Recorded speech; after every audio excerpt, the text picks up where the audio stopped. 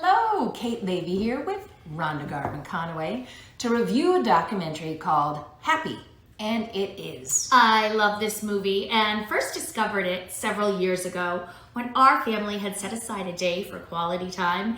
Each of us chose something for our family to do, and I chose to have us watch this documentary. I'd originally selected it because I was intrigued by many studies and initiatives that were popping up about the topic of happiness.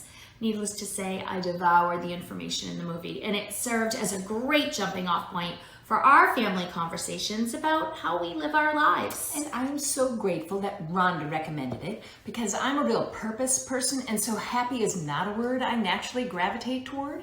Sometimes, not always, but sometimes I find the notion of happy tricky, elusive, unreliable. But this movie made me both happy and I got to the stuff I find exciting, which is the neuroscience behind happy. This movie was released in 2011 as a feature documentary.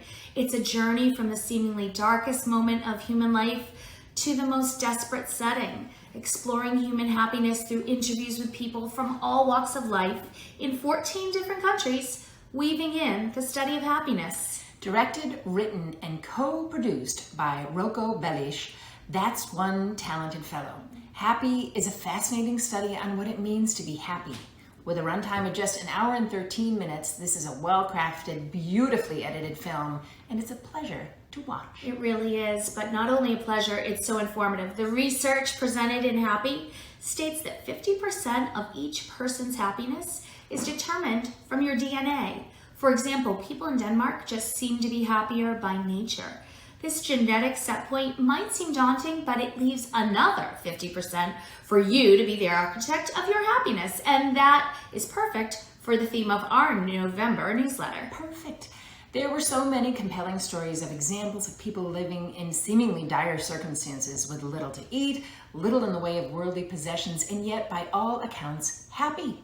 I really loved how science reveals that our behavior, factors like exercise, gratitude, service, community, our intentional choices directly impact our happiness barometer. And scientists can truly measure this. A striking moment for me in the film was the story, and I don't want to give too much away, was the story of a successful, beautiful woman who experienced a terrible misfortune and reports now, still living with the tough, unspeakable consequences, reports being happier than she ever was in her former life. That was incredibly moving. A story of spirit and science. Of hope and possibility.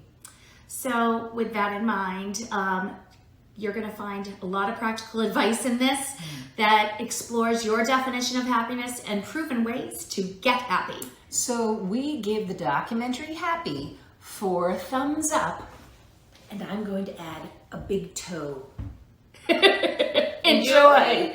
Grab your popcorn.